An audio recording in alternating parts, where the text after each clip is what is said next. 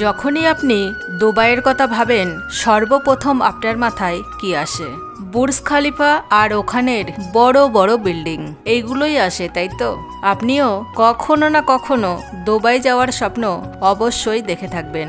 যদি আপনি দুবাই যাওয়ার কথা ভাবছেন তাহলে আজকের এই ভিডিওটি পুরো দেখুন, তাহলে এই ভিডিওটি আপনার অনেক কাজে আসবে।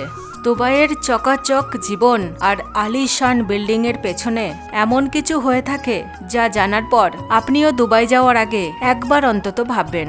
দুবাইয়ের শক্ত নিয়মকানুনের জন্য ওখানে যাওয়া প্রতিটা ট্যুরিস্টকে অনেক সমস্যার সম্মুখীন হতে হয়।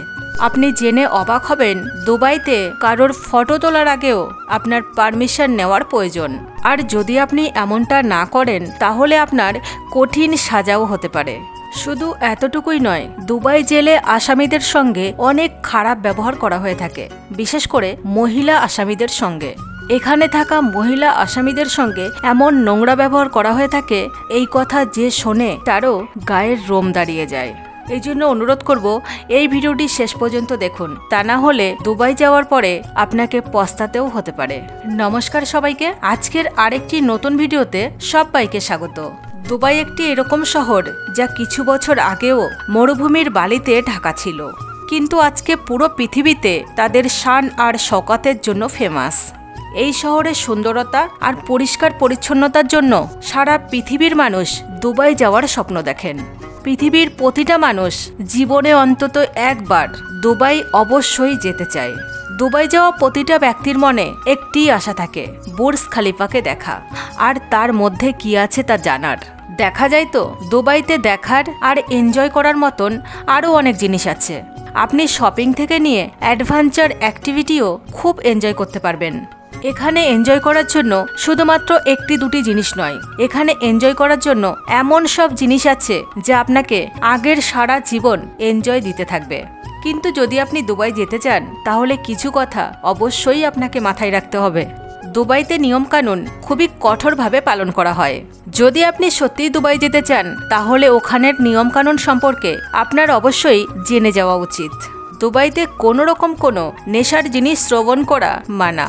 দুবাইতে আপনি মদ পর্যন্ত খেতে পারবেন না, কিন্তু দুবাইতে কিছু লাক্সারিয়াস প্লেসে মদ সার্ভ করা হয়ে থাকে। শুধুমাত্র এই সমস্ত স্থান ছাড়া আপনি অন্য কোথাও ড্রিঙ্ক করতে পারবেন না। খোলা জায়গায় আপনার পার্টনারকে কিস করা তো দূরের কথা, সার্বজনীন স্থানে আপনি আপনার পার্টনারের হাত পর্যন্ত ধরতে পারবেন না। যদি আপনি এরকম করতে গিয়ে ধরা পড়ে থাকেন তাহলে আপনাকে একটা মোটা অঙ্কের জরিমানা আর সঙ্গে কিছু সময়ের জন্য জেলের হাওয়াও খেতে হতে পারে। একবার ভাবুন, যদি এই সমস্ত নিয়ম আমাদের দেশে চালু হয়ে যায় তাহলে এই সমস্ত কাপলদের কি হবে? আর একটা নিয়ম আছে দুবাইয়ের, যদি সেই নিয়মটা আমাদের ভারতবর্ষে নিয়ে আসা হয় তাহলে সরকারের অনেক লাভ হতে পারে।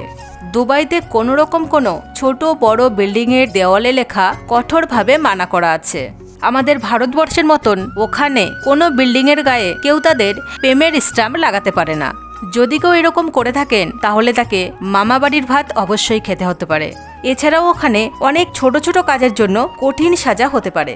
যেমন যদি আপনার গাড়ি নোংরা হয় তাহলে সেই গাড়িকে আপনি ওখানে শহরের রাস্তায় চালাতে পারবেন না। শহর এবং রাস্তাঘাট পরিষ্কার পরিচ্ছন্ন রাখার জন্য এইরকম নিয়ম তৈরি করা হয়েছে। যদি কোনো ব্যক্তি এই নিয়মের উল্লঙ্ঘন করে তাহলে তাকে কঠিন থেকে কঠিন সাজা দেওয়া হয়ে থাকে। শুধুমাত্র এতটুকুই নয়, দুবাইতে হাঁটুর নিচে কাপড় না পরাটাও অনেক বড় অপরাধ। আপনাদের বলে রাখি, দুবাই একটি ইসলামিক দেশ। এখানে লোকতন্ত্র নয়, বরং শাসন শরিয়া আর ইসলামিক নিয়মের তহত চলে থাকে। শুধুমাত্র এই নিয়মের জন্যই দুবাইতে বিবাহের পূর্বে কোনো ছেলে মেয়ে একসঙ্গে থাকতে পারবে না বা তারা শারীরিক সম্পর্ক করতে পারবে না। যদি কেউ এরকম করতে গিয়ে ধরা পড়ে থাকে তাহলে তাকে জেলে ঢুকিয়ে দেওয়া হয়। দুবাইতে জেলে থাকা আসামিদের জীবন অনেক থেকে অনেক খারাপ। বিশেষ করে মহিলা আসামিদের সঙ্গে যেটা হয়ে থাকে সেটা কখনো কেউ ভাবেননি। দুবাইতে মহিলা জেল আল আবিরে অবস্থিত। এটা একটা সাদা রঙের বিল্ডিং যার দেওয়াল অনেক উঁচু উঁচু। এই সম্পূর্ণ জেলের মধ্যে অনেক পরিমাণে ওয়াচ টাওয়ার তৈরি করা আছে, যেখান থেকে এই সমস্ত মহিলা আসামিদের ওপর নজর রাখা হয়। এই জেল পৃথিবীর অন্য অন্য দেশে অবস্থিত জেলের থেকে সম্পূর্ণ আলাদা। এখানে মহিলাদের জেলের গেটে কখনো তালা লাগানো হয় না, বরং পুরো স্বাধীনতার সঙ্গে এই জেলের মহিলা আসামিরা পুরো জেলে ঘুরে বেড়াতে পারে এবং তারা অন্য আসামিদের সঙ্গে কথাও বলতে পারে।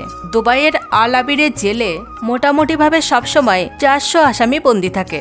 এখানকার বেশিরভাগ মহিলা আসামি বিদেশি, বিশেষ করে রুশ, ইরান, ইথিওপিয়া, শ্রীলঙ্কা, পাকিস্তান এবং ভারতেরও বাসিন্দা। এই জেলে মহিলাদের জন্য আলাদা সেকশন, পুরুষদের জন্য আলাদা সেকশন এবং নাবালিকা অপরাধীদের জন্য আলাদা সেকশন তৈরি করা আছে।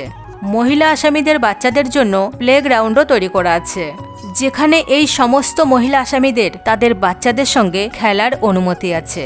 এছাড়া জেলের মধ্যে একটি ফ্রুট স্টোরও আছে, যেখান থেকে এই সমস্ত মহিলা আসামিরা স্বাধীনতার সঙ্গে শপিং করতে পারে।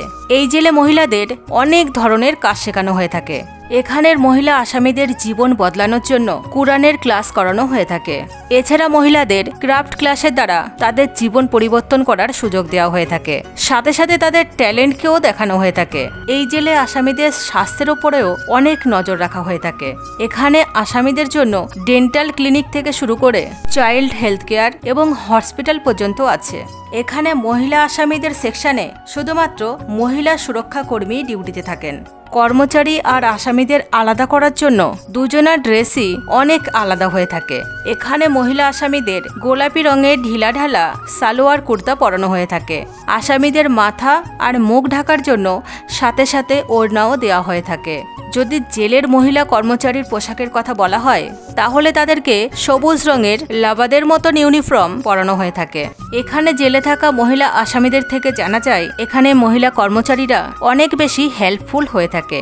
এখানে মহিলা আসামিদের কুর্তির ডান সাইডে আলাদা আলাদা রঙের স্টিকার লাগানো থাকে, যা থেকে আসামিদের সাজার বয়স জানা যায়। আসামির কুর্তির ওপর লাগানো এই লাল কালারের বর্ডার এটা প্রমাণ করে যে আসামির সাজা 7 বছরের কি তার বেশি দিনের।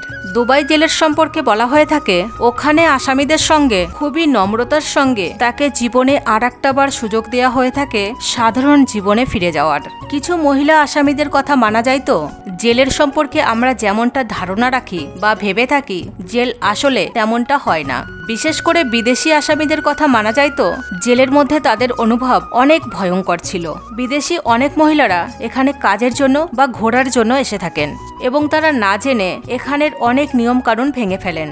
তখন দুবাই সরকার সেই সমস্ত মহিলাদের জেলের মধ্যে ঢুকিয়ে দেয়। কিছু জেলে থাকা মহিলারা দাবি করেছেন তাদের সঙ্গে জেলের মধ্যে অনেক খারাপ ব্যবহার করা হয়েছে। এদের মধ্যে থেকেই একজন ইংল্যান্ডের জয়লেট এমসও ছিল। জয়লেটকে 23 দিনের সাজা শোনানো হয়েছিল। তার অপরাধ শুধুমাত্র এতটুকু ছিল সে একটি রেস্টুরেন্টে তার পার্টনারকে কিস করেছিল। তার পাশের সিটেই বসা একটি মহিলা এই বিষয়ে কমপ্লেন পুলিশকে করে। এরপরে জয়লেট আর তার পার্টনারকে 23 দিন জেলে কাটাতে হয়েছিল। জেলের থেকে বেরোনোর পর জয়লেট তার জেলের অভিজ্ঞতা শেয়ার করেছিলেন। জয়লেট বলেছিলেন জেলের সমস্ত আসামিদের সকালে 6টার সময় তুলে দেওয়া হয় এবং জেলের মধ্যে কোনো মহিলা কারোর সঙ্গে কথা বলতে পারবে না।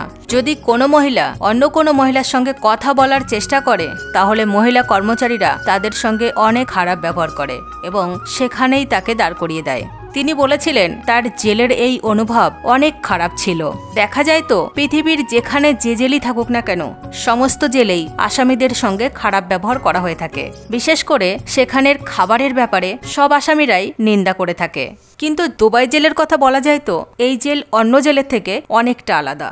এই জেলে মহিলা আসামিদের কোনো রকমের কোনো সমস্যা হয় না। কিন্তু যদি বিদেশিদের কথা বলা হয় তাহলে তারা বলে থাকেন তাদের জেলের অনুভব খুব একটা ভালো ছিল না। যদি আপনি দুবাই যাওয়ার কথা ভেবে থাকেন তাহলে এই ভিডিওতে বলা কথাগুলি অবশ্যই মাথায় রাখবেন। আজকের ভিডিও এই পর্যন্তই। শেষ পর্যন্ত ভিডিওটি দেখার জন্য অনেক অনেক ধন্যবাদ।